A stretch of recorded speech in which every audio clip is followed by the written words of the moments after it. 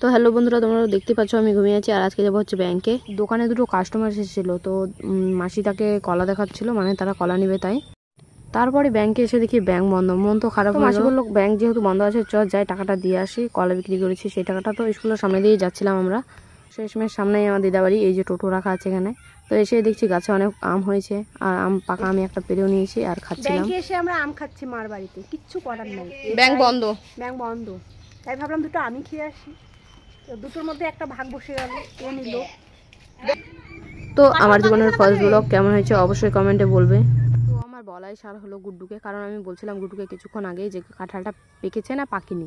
তো গুড্ডু বললো পেকেছে, কিন্তু আসলে পাকিনি। তো দিদা আমাকে বললো যে কাচি নে আর গাছে উঠ আর পেরে নে যা, কারণ এমনিতেও কাঁঠাল পাকবে কবে, তখন আমি নাও আসতে পারি আর দিদা তো পারতে পারবে না। তাই আমি ভাবলাম না, পেরেই দিই কাঁঠালটা, কাঁচা কাঁঠাল হোক বা পাকা, কাটতে তো হবেই। তাই আমি উঠলাম গাছে পারতে।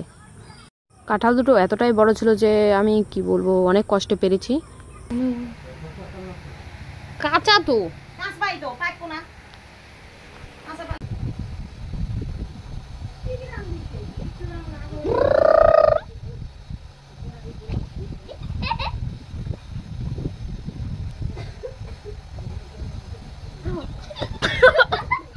এদিকে আমি লেবু দেখছিলাম, এই লেবুগুলো কি লেবু জানি না, তোমরা যদি জানো তো অবশ্যই কমেন্টে বলো। আর বেদানাও দেখো, অনেক বেদানা হয়েছে আমার মামা বাড়িতে।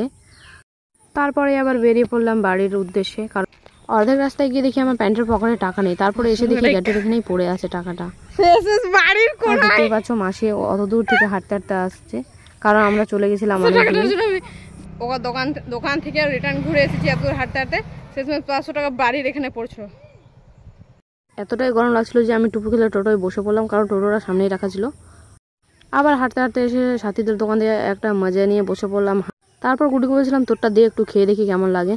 তারপর তো ও বলছে যে আমারটা খেয়েছো যখন তাহলে আমাকেও দাও একটু। তাই আমি ভাবলাম দিয়েই দিই অল্প, বাচ্চা ছেলে কারণ কাঁদবে আবার।